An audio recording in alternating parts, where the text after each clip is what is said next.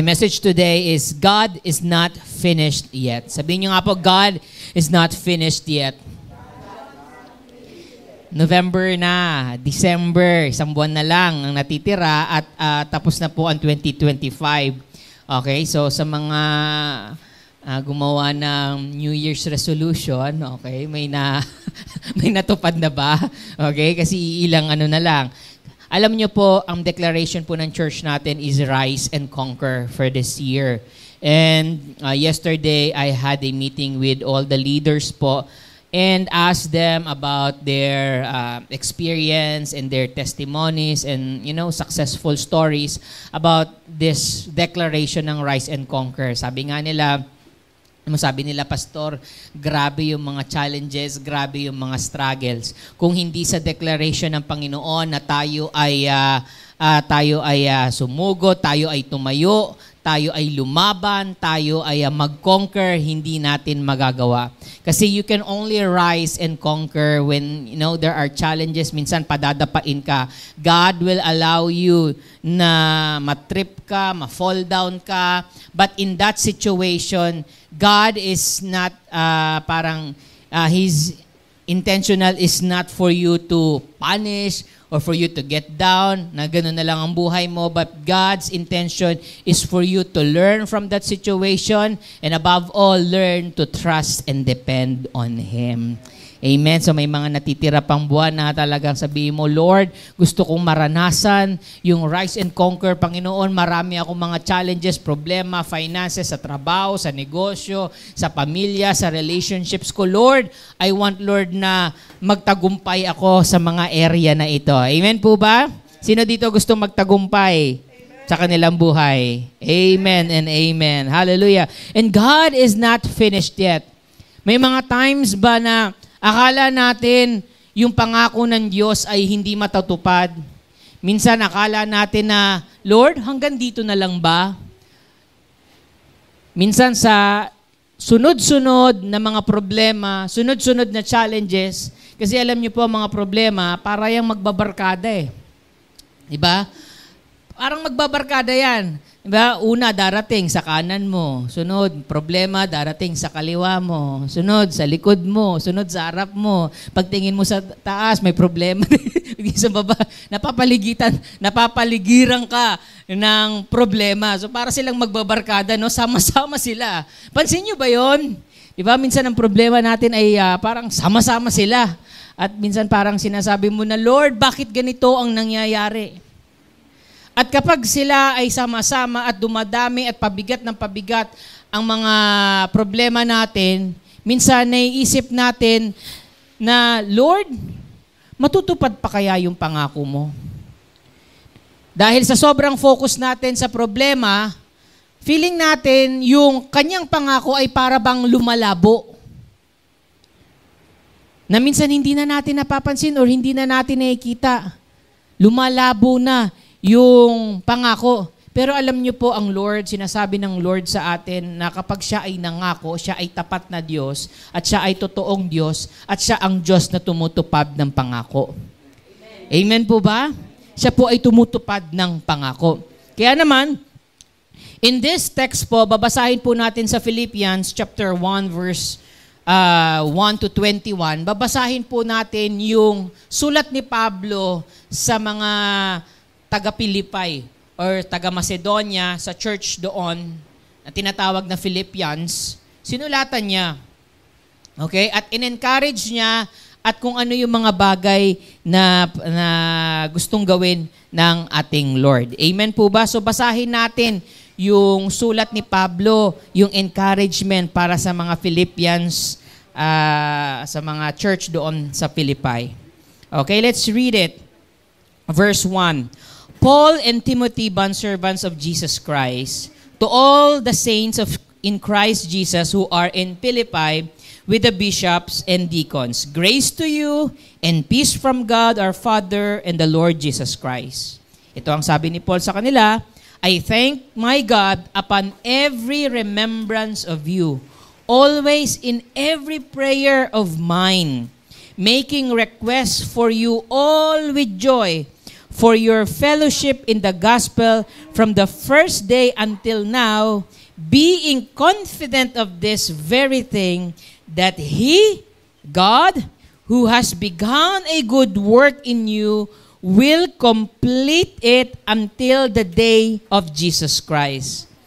Just as it is right for me to think of this of you all, because I have you in my heart, inasmuch as both in my chains and in the defense and confirmation of the gospel, you are all partakers with me of grace. Verse 8, sabi ni Paul, for God is my witness, how greatly I long for you all with the affection of Jesus Christ. And this I pray, that your love may abound still more and more in knowledge and in all discernment, that you may approve the things that are excellent, that you may be sincere and without offense, till the day of Christ, being filled with fruits of righteousness, which are by Jesus Christ to the glory and praise of God. You can see here that Paul is encouraging them because Paul is writing this letter to them. He was in prison. Okay, nasa kulungan siya. Tapos, siya na nga nasa kulungan, ini-encourage niya pa itong mga tiga-church. Buti pa sila, no, malaya sila. Pero yung sumusulat sa kanila, nakakulong. At ini-encourage sila na sila ay magpatuloy, sila ay maging matatag hanggang sa dumating ang ating Panginoong Jesus, na sila ay mag-mature. Sabi dito ay sila ay maging marunong. Mas lalo pa silang maging marunong at makadiscern ng mga bagay-bagay na nangyayari para dumating sa panahon na sila ay magiging excelente sa kanilang spiritual na pamumuhay.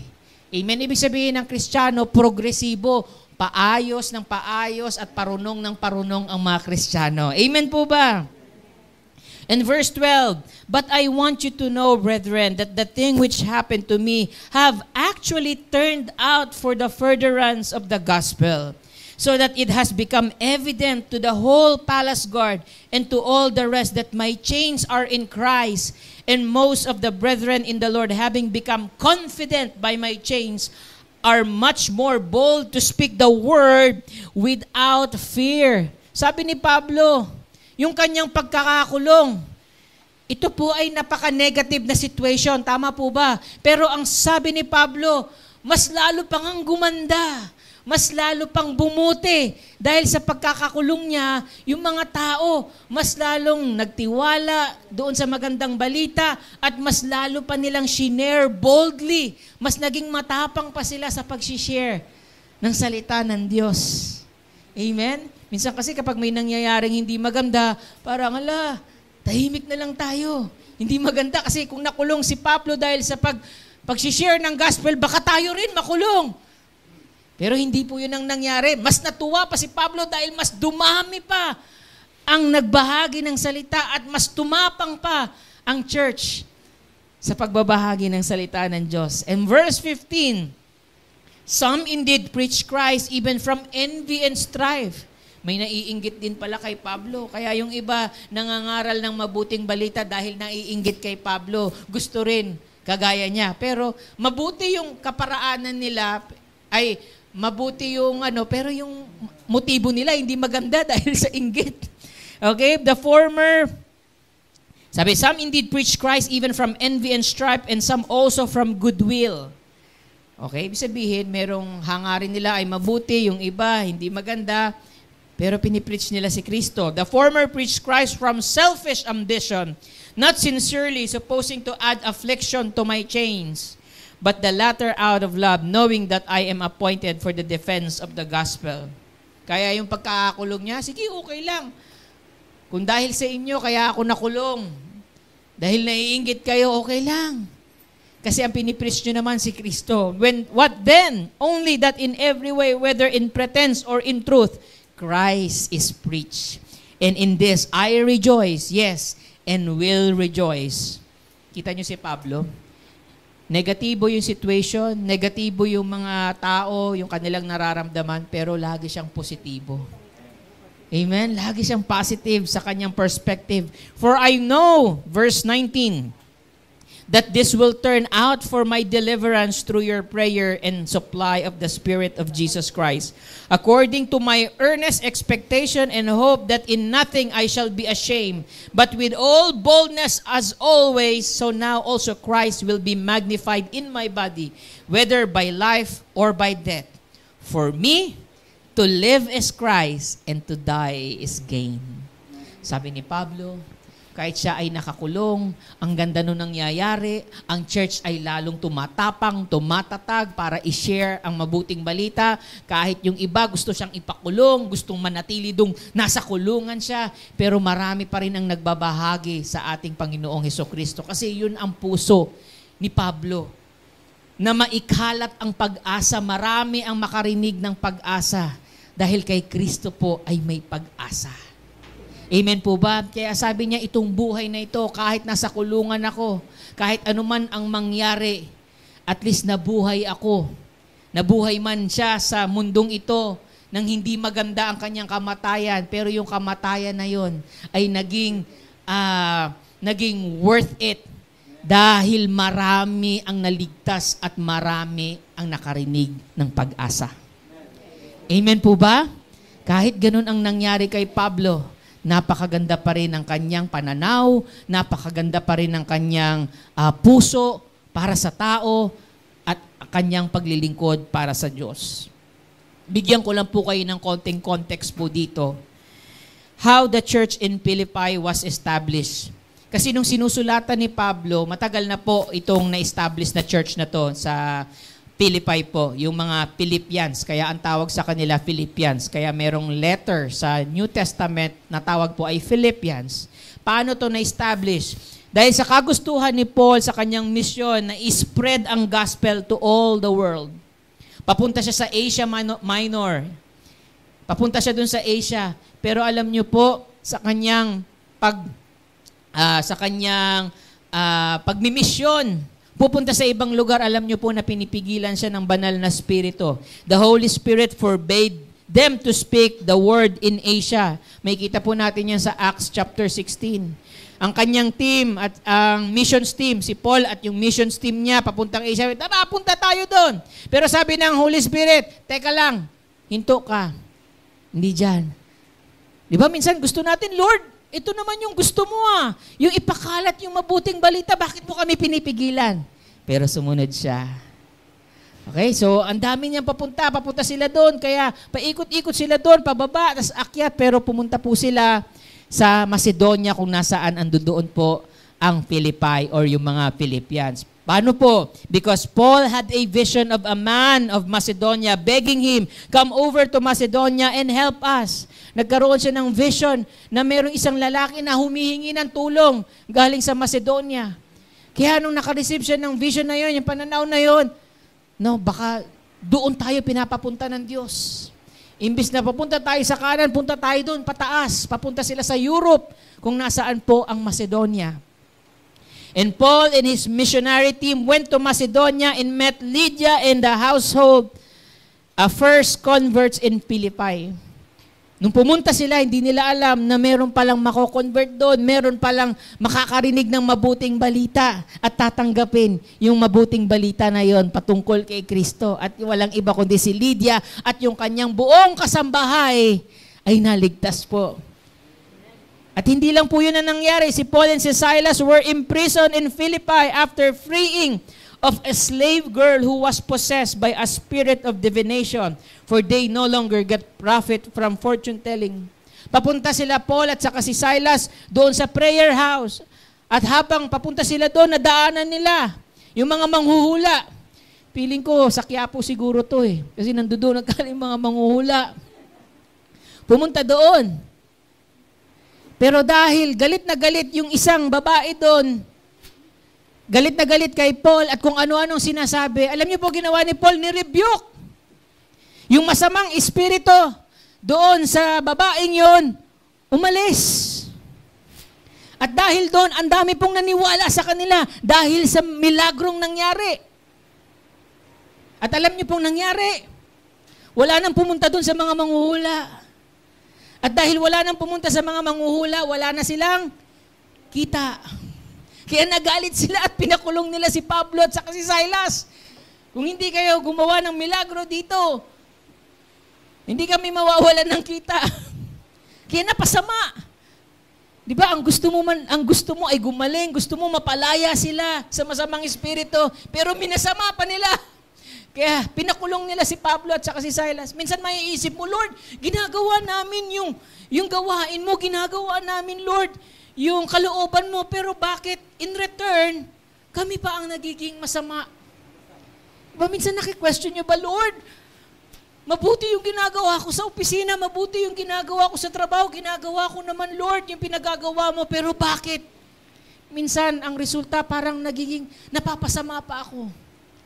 Diba? Nangyayari po yan. Kung kay Pablo nga, kina Silas, sa team, sa missionary team, nangyayari. Sa lahat po ng tao, nangyayari yan, lalong-lalo na sa mga nagtitiwala sa Diyos at lumalakad sa kanyang kalooban. Pero alam niyo po, nangyari, they were released from prison by the jail guard who got converted as well as his whole household.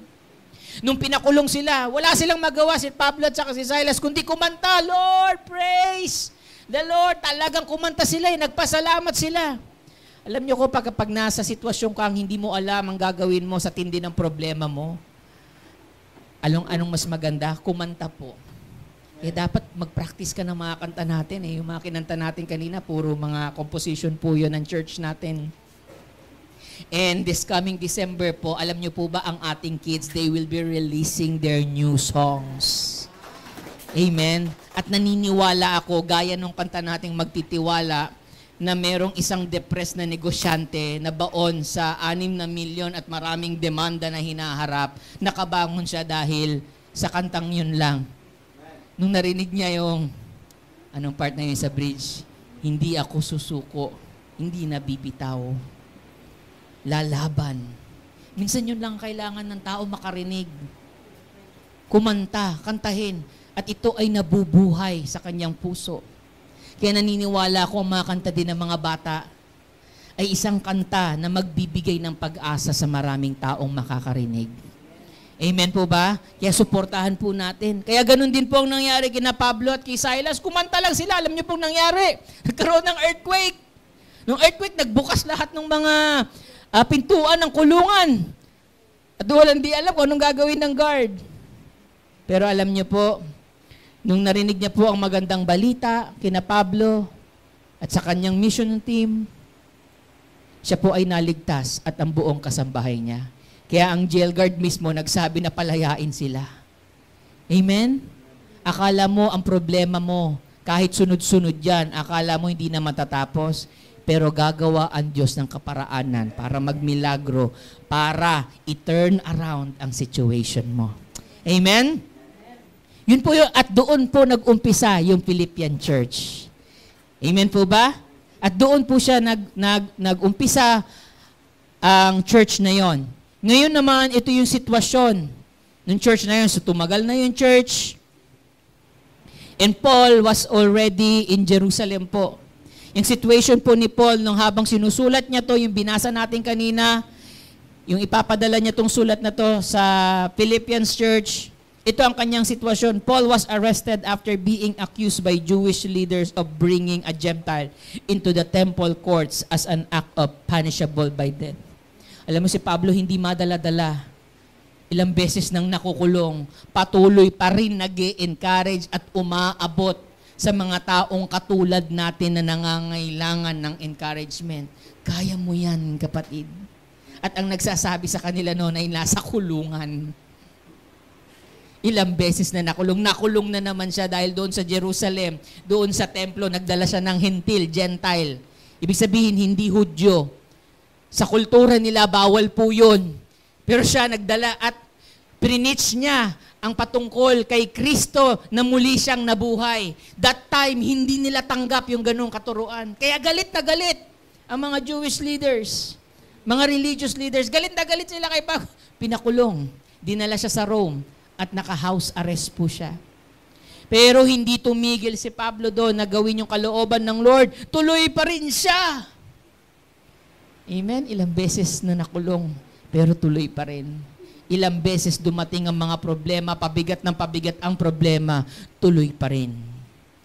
Amen? And Paul wrote the letter while a prisoner in Rome and was under arrest. May mababasa po natin yan sa Acts chapter 28.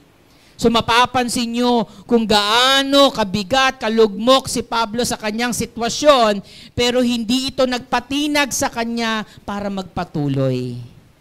Amen? Dahil naniniwala siya na ang Diyos ay laging nagliligtas at gumagawa ng kaparaanan sa kanyang buhay. Amen? So minsan akala natin tapos na yung buhay natin, akala natin tapos na si Lord sa buhay natin kapag may mga problema na. Pero hindi pa, kapatid. Paano ba natin to tinitignan? Paano ba natin tinitignan ang mga problema, mga adversity, mga difficulties or hardships ng buhay natin? Ang iba po ay sumusuko. Ang iba po ay talagang nagtatago.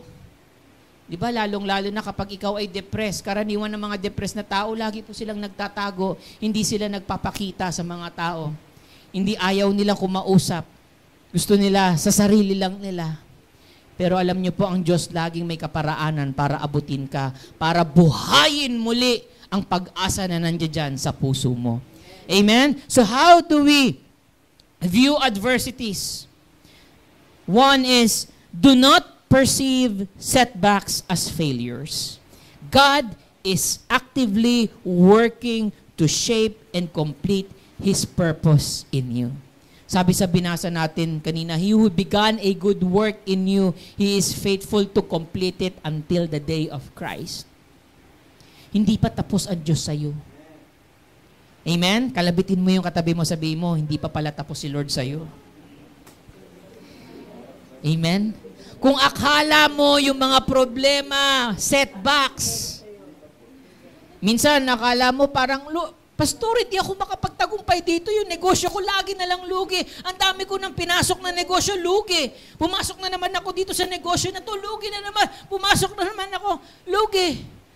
Pastor, failure siguro talaga akong negosyante. No, kapatid. Those setbacks are not just failures. Huwag mo siyang gawing identity mo na you're a failure. It's just an event in your life na ikaw ay nag-fail, but that doesn't mean that you're a failure. Amen? Kailangan mo lang pagdaanan. Masakit man, ang hirap man, nakakaiyak. Pero sabi ng Lord, hindi pa ako tapos sa buhay mo, anak. Ako ay patuloy pa rin kumikilos sa buhay mo. Tignan mo lang yung ginagawa ko. Do not focus more on that negative situation na you thought that you're just a failure. No, you're not. Hindi ka ginawa ng Diyos. Hindi ka niya pinag-isipan, nilikha para lang maging failure. No. Hindi ganun ang puso ng Diyos. Ang gusto ng Diyos, ang lahat ng kumikilala sa Kanya, nagtitiwala, dumedepende sa Kanya, gusto niya, nagtatagumpay siya mula sa Kanyang failures. Amen po? God is actively working. Patuloy na kumikilos ang Diyos. Tignan mo lang, kapatid, yung mga magagandang bagay, maging positibo ka. Kahit sila Pablo nasa kulungan, feeling nila, we're a failure. Ginawa naman natin. Napaalis natin demonyo. Maraming naniwala kay Kristo, may pag-asa, pero bakit kami nasa kulungan? Pwede silang magtanong sa sarili nila, huwag na nating ituloy. Baka mas lalo pa tayong madiin at baka patayin pa nila tayo. Hindi, tuloy pa rin. Kaya kapatid, kung masakit na yun nangyayari sa buhay mo, tuloy ka pa rin. Nakikita ng Diyos ang pinagdadaanan mo. Nakikita ng Diyos ang bawat pangyayari sa buhay mo. At gusto ng Diyos, yung kanyang kamay ay kumilos at gumalaw, basta magdepende at magtiwala ka lang sa buhay na Diyos. Amen po ba? Amen? Number 2, difficult seasons are not sign of abandonment, but a period of preparation and refinement.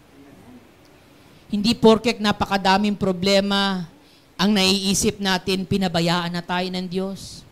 Hindi ko na nararamdaman ang kabutihan ng Diyos. Minsan naiisip natin na pinabayaan na yata tayo ng Diyos. Pwede rin isipin nila, Pablo yon. Pinabayaan na tayo ng Diyos. Nasa kulungan na tayo. Nung pinalaya, nasa kulungan na naman ulit. Teka lang, bakit ganun nangyayari? Pinapabayaan ba ako ng Diyos? Ang daming nangyayaring hindi magaganda sa buhay mo. Iniwan ka ng boyfriend mo. Iniwan ka ng girlfriend mo. Nalugi ang negosyo mo. Bumagsak yung grade mo. Ang daming mga miserableng sitwasyon na pwede mong maranasan at minsan mapapatanong ka, Lord, andito ka pa ba? Andiyan ka pa ba, Lord? Remember this. God is not abandoning you. Sabi ng Lord, I will never leave you nor forsake you. Hindi kita iiwan. Kahit dyan sa negative situation mo, nandiyan dyan ang Diyos. Matuto ka lang tumingin sa kanyang kabutihan. Amen? At isipin mo yung season na meron ka, yung panahon kung bakit nangyayari yung mga sitwasyon na yan, yung hardships, yung adversities na yan, yan ay period ng preparation at ng refinement sa buhay mo. Gusto ng Diyos, ikaw ay mag-mature, ikaw ay mag-progress sa iyong spiritual life. Hinahanda ka ng Diyos. Kasi gusto niya, mapagtagumpayan mo, malampasan mo yung testings, yung mga hardships, yung mga situation na yon. Kasi gusto ng Lord, pagdating ng pagpapala na ibibigay niya, handang-handa ang puso natin. Amen? Handa yung mga kamay natin, handa yung isipan natin. Kasi ayaw ng Diyos na nasasayang yung kanyang pagpapala. Amen?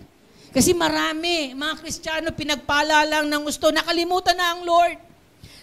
Nung una, Lord, bless me, Lord. Pag bless mo ako, talagang marami akong ibibless na tao. Pati yung church, ibibless ko, Lord. Yung gawain mo, susuportahan ko. Nung ginawang milyonaryo, nakalimutan na si Lord. Hindi na makapagsimba. Bakit? Masyado nang focus sa trabaho. Kasi gustong kumita ng malaki. Nawala na ng time sa Lord. At gusto ng Lord sa mga period, sa mga moment ng hindi magaganda, ma-acknowledge mo siya. Kasi hinahanda niya yung puso mo na in good times, in bad times, you're still looking and you're still worshiping Him. Yun ang gustong makita ng Lord sa mga buhay natin.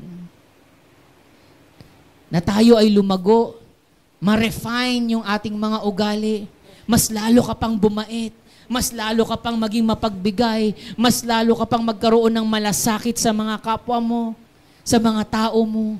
Yun ang gusto ng Diyos. Mas lalo ka pang maging matyaga. Di ba? Kaya sa dami ng problema na pinagdaanan mo, mapapansin mo yung taong yun, sobrang bait nito. Siguro ang daming problema nito. Bakit? Ni-refine eh. Pumino yung kanyang ugali. Pumino yung kanyang buhay. Amen?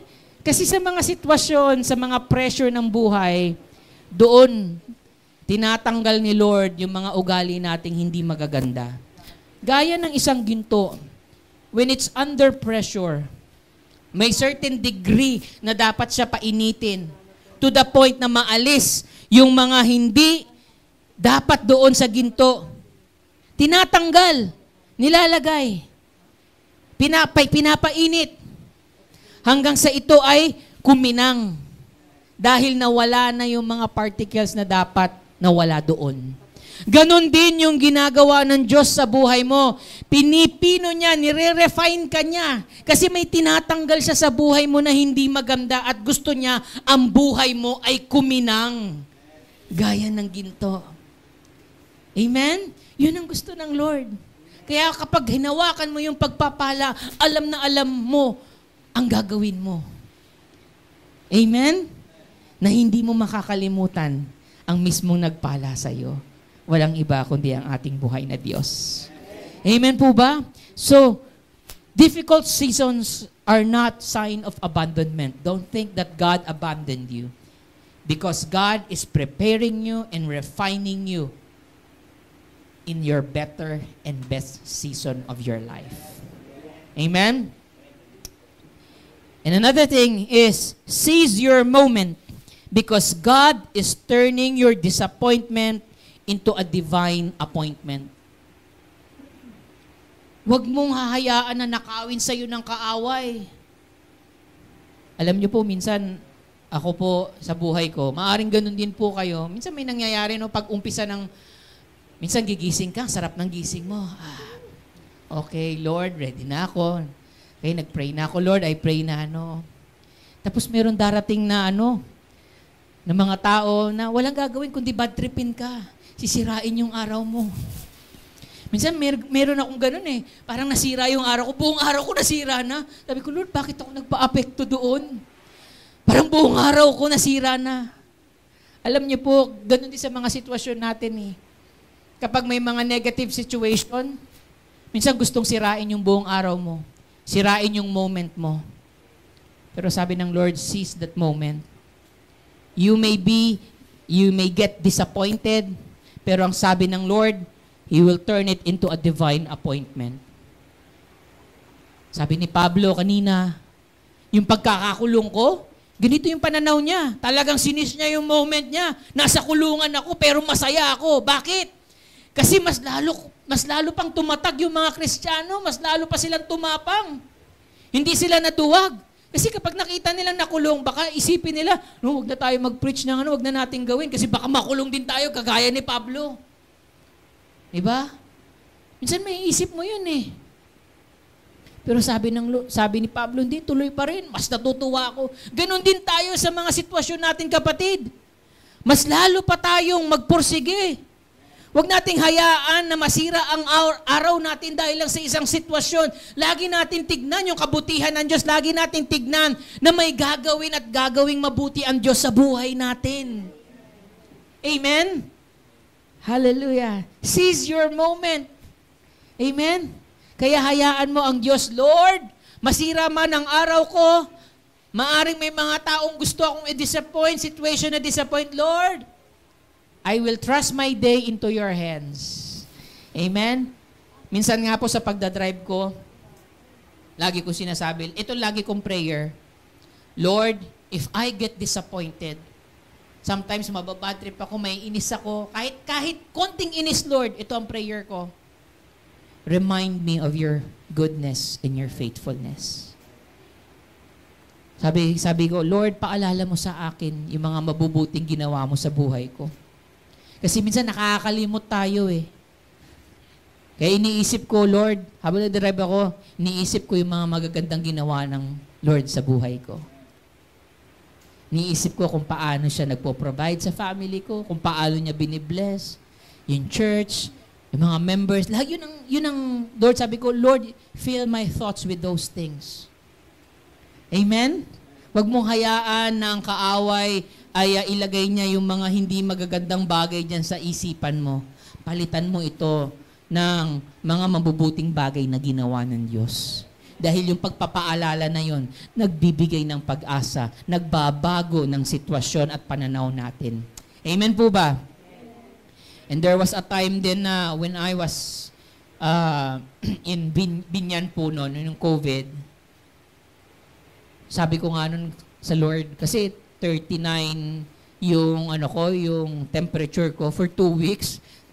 Ganon, hindi nagbabago, hindi bumababa for 2 weeks. Sabi ko, na-dengue na ata ako Sabi ko, halo-halo na to, COVID, pneumonia, or dengue. Paranoid na ako. And that time, that was yung pinaka tawag dito, yung hindi ka pwedeng lumabas, yung ECQ, pinakamahigpit.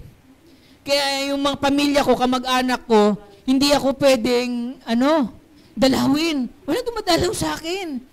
Pupunta kami sa ospital, lahat puno, dyan, dito, lahat ng mga ospital.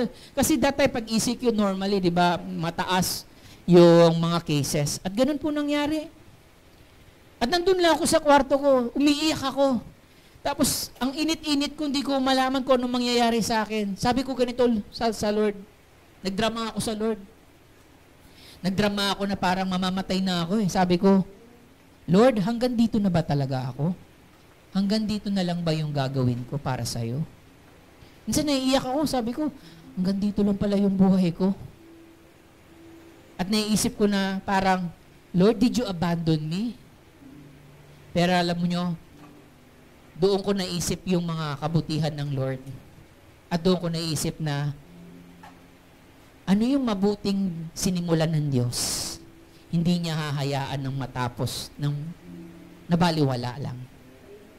Kundi tatapusin niya mismo kung ano yung sinimulan niya. Your story is not over. God is not yet finished in making your life a history for His glory.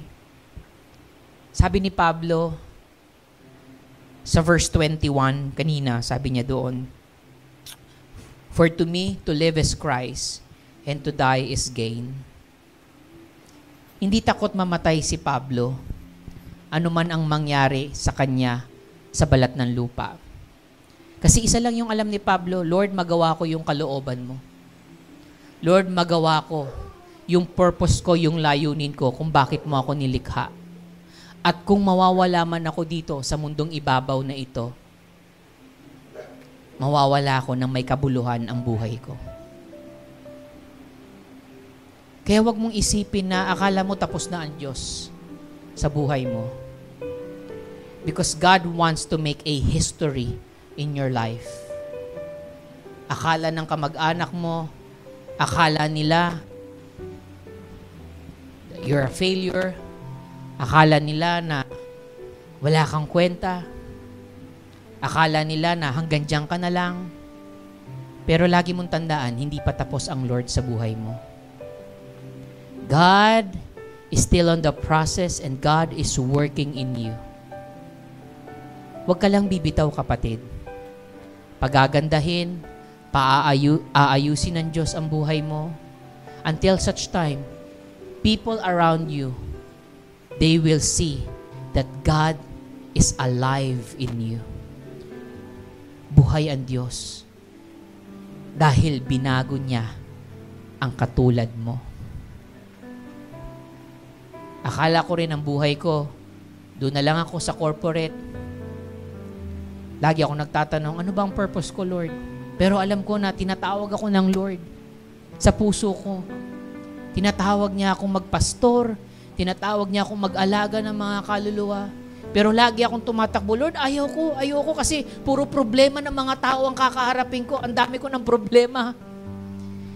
Pero sabi ng Lord, sumunod ka lang. At nung sumunod ako, hindi po naging madali. Tama nga ako. Lahat ng klase ng problema. Problema ng tao. Pinakikinggan ko. Pero sabi ko kay Lord, Lord, tulungan mo ako. Dahil hindi naman ako ang magliligtas sa kanila, kundi ikaw.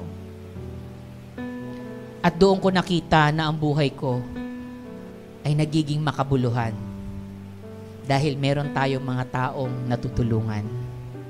Meron tayong mga taong nababago dahil pinagamit natin tong buhay natin para sa Diyos. Kaya kapag pinagamit mo ang buhay mo sa Diyos, hindi ka lugi, hindi ito sayang, kundi ito ay may value, may kwenta sa Diyos. Kaya wag mong isiping tapos na ang Diyos sa buhay mo. Hindi pa. You're still in progress. God is actively working in you. And as I conclude, in adversity, keep your faith in Christ. Tuloy ka lang. Manampalataya ka, magtiwala ka. Keep serving Christ. Kung nakakilala ka sa Panginoon, naging mabuti ang Diyos sa'yo, panahon na, kapatid, para paglingkuran. Pastor, ano bang pwede kong gawin? God is still waiting for you. Serve Him. Kagaya ni Pablo, kahit nasa kulungan, talagang naglilingkod pa rin. Gagawa siya ng paraan para mag-encourage, sumulat. Keep serving. Keep reaching others for Christ. Maraming umiiyak, maraming mga taong hindi pa nakakilala sa Diyos. Marami pa rin ang nangangailangan ng may pag-asa. At si Kristo po ang kasagutan. Hindi lang po nila naririnig. Kasi walang taong lumalapit at nagsasabi sa kanila na may pag-asa pa. That's why keep reaching others for Christ. Keep preaching about Christ. Sabihin mo kung gaano kabuti ang Diyos. Tell them about Christ. Tell them what He has done sa buhay mo. Kung paano Kanya binago, kung paano Kanya pinagaling, kung paano Kanya pinalaya, kung paano Kanya pinagpala. Keep telling them. Keep telling the Word. Keep telling the world about Christ. Preach Christ to the world. As your faithfulness has a price. When you keep your faith, keep serving, keep reaching others, keep preaching about Christ, as your faithfulness has a price. Hindi hahayaan ng Diyos na ang pagtitiwala mo sa Kanya, ang pananampalataya mo sa Kanya, ang paglilingkod mo sa Kanya, ang pag-abot mo ng kaluluwa, ang pagpapagal mo, pagsasabi mo patungkol sa Kanya, hindi hahayaan ng Diyos na hindi ikaw ay gantimpalaan. Kasi ang Diyos, He is a rewarder. He rewards the faithful. Magpatuloy ka kapatid, gaya ni Pablo. Hindi siya huminto, hindi siya nagpatinag sa mga rehas.